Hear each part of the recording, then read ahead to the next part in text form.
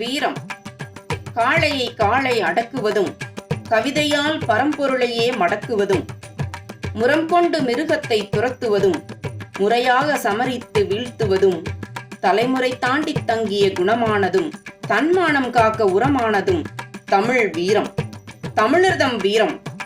அறம்பாடிய கவிஞர்களே, நம் வீரத்தையும் பாட வாருங்கள்.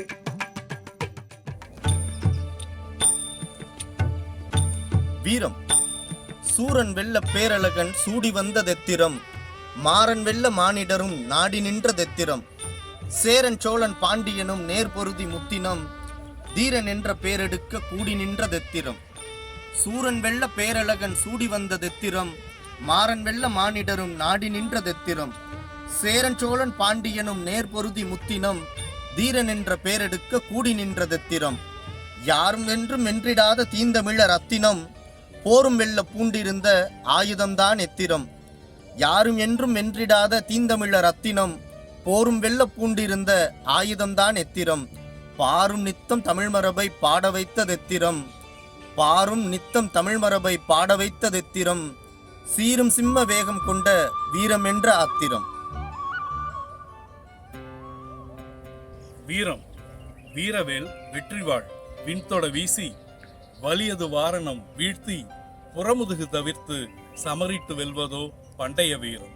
வீரத்தின் வியாக்கியானம் கண்டது விசித்திர பரிணாமம். இன்றோ அறிவுச்சொல் அதை நாவில் ஆயுதமாக ஏந்தி அரற்றுவரை வென்று தீர்ப்பதே கற்றவர் வீரம். கத்தி எடுக்காது கத்தியும் பேசாது அஹிம்சை வழியில் அடிகள் காந்தி செய்து சாதித்தது கம்பீர வீரம்.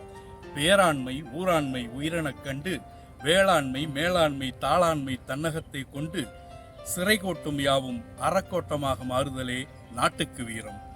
வினை திட்பம் என்பது மனத்திட்பம். உணர்வதும் உழல்வதும் தனிமனித வீரம். தூக்கே தலைமுறைக்கோ கெத்து காட்டுவதும் இளந்தாரித்தனம் வைத்து படம் ஓட்டுவதுமே பொல்லாத வீரம்.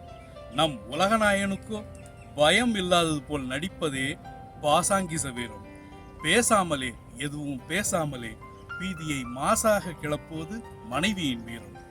அவனதை லேசாக எடுத்துக்கொண்டு யாமத்து ஆழத்தியில் குரலின் காமத்து மோகனத்தில் சத்தமில்லா சயன கிரகத்தில் அவளின் மாசெல்லாம் பீசாகி போவது கணவனின் வேறரக வீரம்.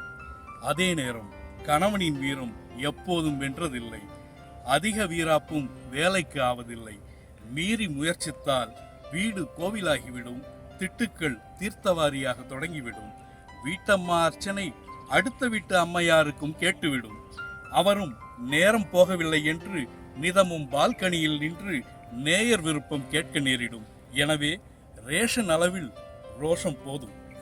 பகையில்லா பாச உறவில் பகைவரை நட்பு செய்வதில், திருந்தி வாழ பழகுவதில், வருந்தி விழிநீர் சிந்துவதில், நேர்மை விலகாதிருப்பதில், நேரத்தில் கடமை ஆற்றுவதில் நீங்காதிருப்பதே நல் வீரம்.